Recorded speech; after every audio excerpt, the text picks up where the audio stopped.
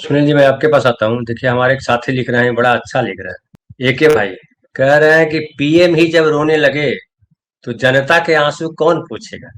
बड़ा बढ़िया सवाल है। यही सवाल मैं आपके पास लेके आऊंगा सुनील जी, लेकिन हमारे एक और साथी लिख रहे हैं, राजेश भाई।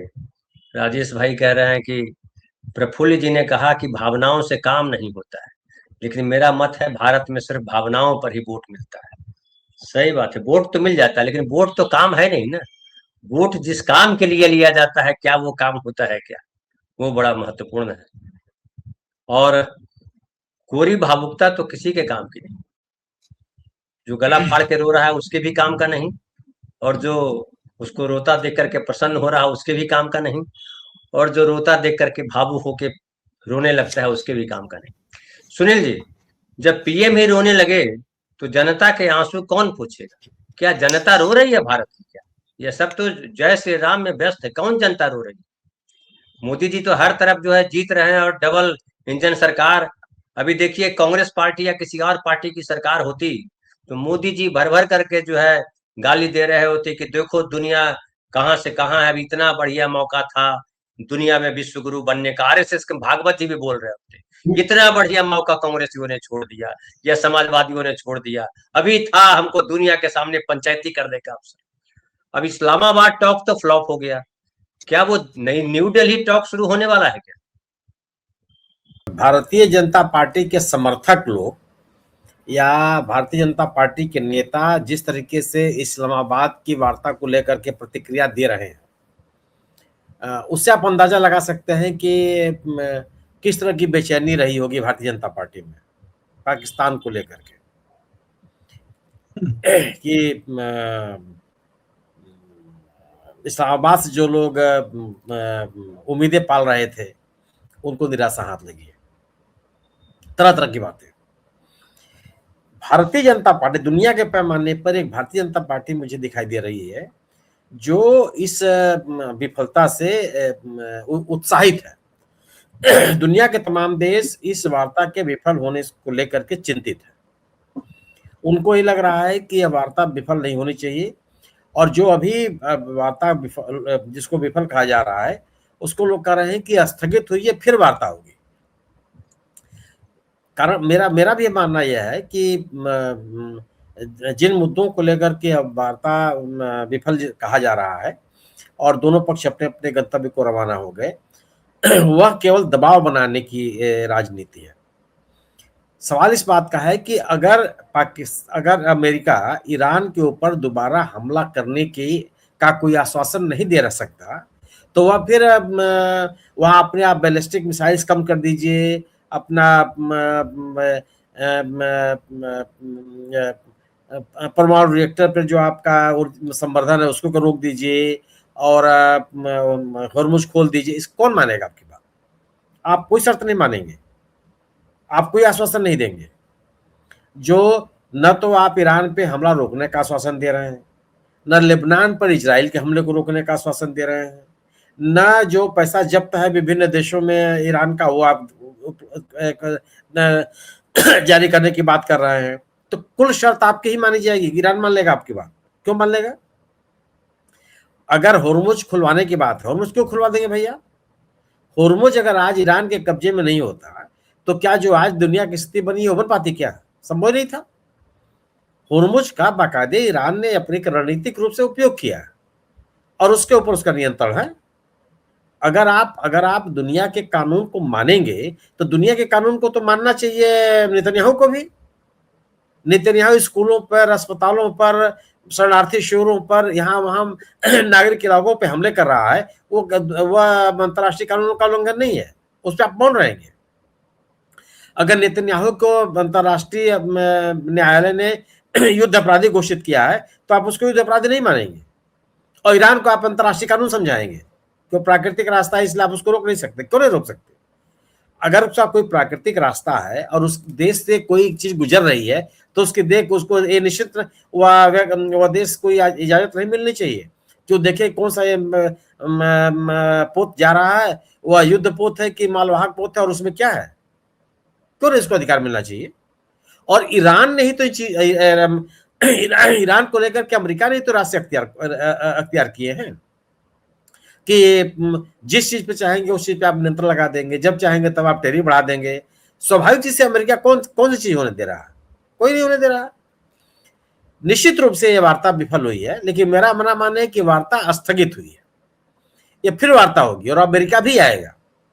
अमेरिका के ऊपर आज क्या, मैं अभी दो बार एक नैरेटिव बनाया जा रहा था कि जो होर्मुज में वो बिछे हुए हैं उनको हटाने के लिए एक अमेरिका ने अपने 2 युद्धपोत भेजे।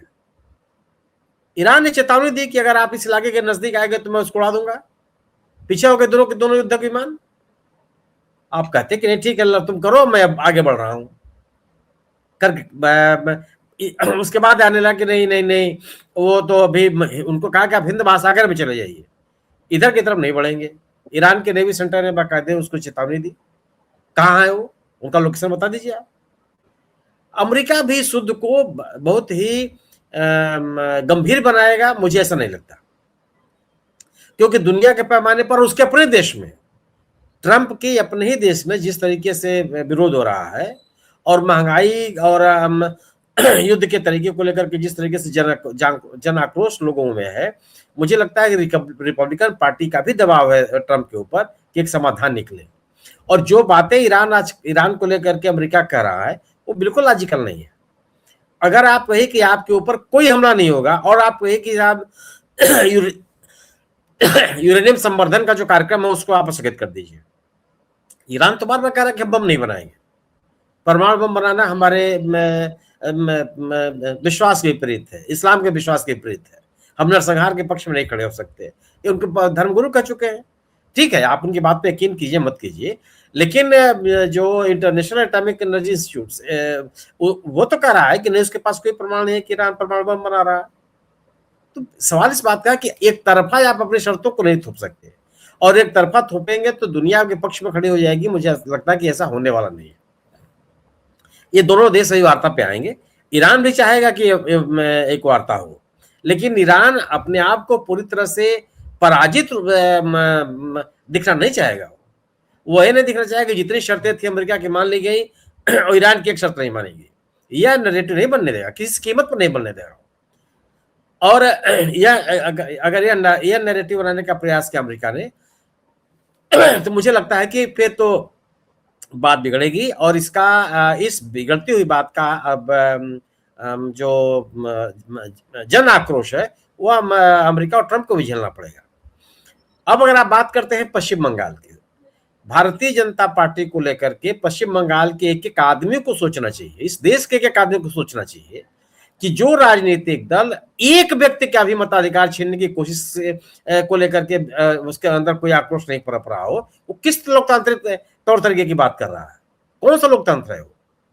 90 लाख लोगों के नाम काट दिए जाए मतदाता सूची से, और भारतीय जनता पार्टी के चेहरे पर कोई शिकन तक ना आवे, उसके बाद भी वो पार्टी कहती है कि नहीं हम लोकतंत्र की बात कर रहे हैं, हम आकर के पश्चिम बंगाल का सुनील जी उसमें तो ये भी था कि अगर 24 लाख 90 लाख काटे, उसमें से 24 लाख लोग जो सब कुछ जमा किए, क्या क्या किए, उनको भी वोट देने का अधिकार नहीं दिया जा रहा है।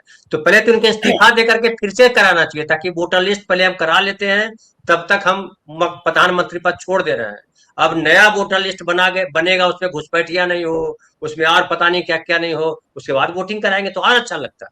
ये तो अमेरिका वाला हाल है कि मैं जो है गड़बड़ी करूंगा, तुम लोगों को करने नहीं दूंगा। नहीं, सवाल इस बात का है कि आप गड़बड़ी किसी को मत करने दीजिए, लेकिन गड़बड़ी कहां है? अगर मैं आपको छोटा सा उदाहरण दे रहा हूं, जो मेरा अपना निजी उदाहरण है। मेरा अपना निजी उदाहरण है कि मैं IRCTC में मेरा एक अकाउंट है, कई साल पहले मैंने उसको बनाया, उसमें मैंने अपना नाम लिख दिया सुनील शुक्ल। ठीक, अभी एक आदेश आया कि अगर आप तत्काल कैटेगरी में टिकट बुक करना चाहते हैं तो आप अपने IRCTC अकाउंट से अपने आधार कार्ड को लिंक कीजिए, कर दीजिए।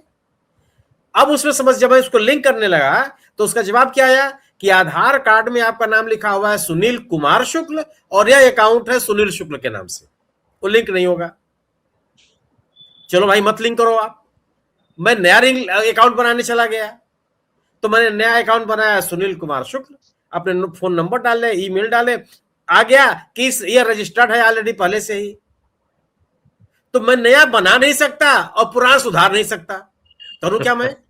कहां जाऊं? हाँ, अब सही है, सोचिए सही किसके है। पास जाएंगे आप? हम अब भी आप ये फंसे हुए हैं, सोचिए, हम भी फंसे हुए हैं, अब हम आप दूसरी बताइए, जगह एक फंसे हुए हैं, है हम क्या दूसरी कि जगह यह फंसे काम, हुए हैं। है क्या यह काम एक कोई सॉफ्टवेयर कर रहा होगा? कहीं कहीं ह्यूमन इंटरफेस नहीं, किसके पास जाकर के आप इसको करेक्ट करवा देखिए, लीजिए, इन नहीं होने इन वाला। जो जो अफसर ये सब कानून लेकर के आते हैं ना, उनको पकड़ हाँ, करके तब तक मारना चाहिए जब तक अपना नाम न भूल जाए, उनका नया न, नामकरण उसके बाद होना चाहिए। सोच लीजिए आप। अब साहब अब सोचिए, कलकत्ता उच्च न्यायालय का न्यायाधीश उनका नाम नहीं है। जो व्यक्ति सेना में काम कर चुका है, जिसने अपने पैर गंवा दिए हैं, आज चली रहा भी खबर है पेज 1 पर, उनका नाम नहीं, उनके हजारे उनकी पत्नी का नाम नहीं है। एक नंदलाल बोस साहब जो कि दुनिया के मशहूर पेंटर हैं, पश्चिम बंगाल के निवासी, दुनिया में उनका नाम है, उनके परिवार के लोगों का नाम कट गया है। मेरा जो अस्थायी निवास है, उस कॉलोनी का नाम है पत्रकार कॉलोनी, ठीक है। मेरे एक बैंक अकाउंट में उन्होंने लिख दिया मेरे एड्रेस में प्रेस रिपोर्टर्स कॉलोनी, ओ ठीक। मैंने फॉर्म में भरा पत्रकार कॉलोनी। अब उसके साथ मैंने अभिलेख लगाया वो पासबुक का कि साहब ये देख लीजिए आप। वहां से बीएलओ का फोन आ गया कि साहब ये तो गलत है, आप लिख रहे हैं पत्रकार कॉलोनी और इसमें लिखा हुआ है प्रेस रिपोर्टर्स कॉलोनी। इस देश के प्रत्येक नागरिक को भारतीय जनता पार्टी जैसे गैर लोकतांत्रिक पार्टी का विरोध करना चाहिए। मैं उस राजनीतिक दल को घोर गैर लोकतांत्रिक मानता हूं जो लोगों के मताधिकार छीनने जा रहे प्रक्रिया पर भी मौन धारण किए रहे। वह केवल सत्ता की लड़ाई लड़ रही है, वो लोकतंत्र की लड़ाई नहीं लड़ रही है। वो पश्चिम बंगाल के लोगों के हालात बेहतर करने के लिए नहीं लड़ रही, सब इसका ढकोसला है। सबसे मूल सवाल है कि अगर आप नागरिक आजादी के लिए, लोगों के लोकतांत्रिक अधिकार के लिए, लोगों के मताधिकार के लिए अगर आप नहीं लड़ सकते हैं, तो बाकी जितने आपके आश्वासन है और दावे हैं सब कागजी हैं, फर्जी हैं, दिखावा है। सवाल है कि 90 लाख लोगों के नाम कर दिया, और अब तो यह बात नहीं चल सकती ना पश्चिम बंगाल में, पश्चिम बंगाल सहित अन्य राज्यों में, कि नहीं जो लोग मर गए उनका नाम हटा है। अरे तो ये जो जिंदा लोग हैं जिन्होंने अपने सभी आवेदन पत्र जमा किए, वो कहां हैं? उनके बारे में क्या हो गया? अब ये भी बात नहीं चलेगी कि जो माइग्रेटेड लोग हैं उनके नाम कटे हैं। ये तो जहां रह रहे हैं वही बता रहे हैं कि साहब देखिए मैं यहाँ जिंदा हूं, यही रह रहा हूं, यह मेरे अभिलेख है, उसके बाद भी नहीं उनका नाम आप दर्ज कर रहे हो। तो एक जो बाकी राज्यों में, बिहार में माहौल बनाया गया कि साहब जो मृतक हैं उन लोगों के नाम कटे हैं, और जो लोग मल्टीपल जगहों पे जिनके नाम उनके नाम कटे हैं, और जो माइग्रेटेड है उनके नाम कटे हैं, क्योंकि कोई जांच नहीं कर रहा था। पश्चिम बंगाल में तो साफ आ गया कि 27 लाख लोगों ने खड़े होकर के अपने अभिलेख दिए। ट्रिब्यूनल, अब सोचिए ट्रिब्यूनल की स्थिति क्या।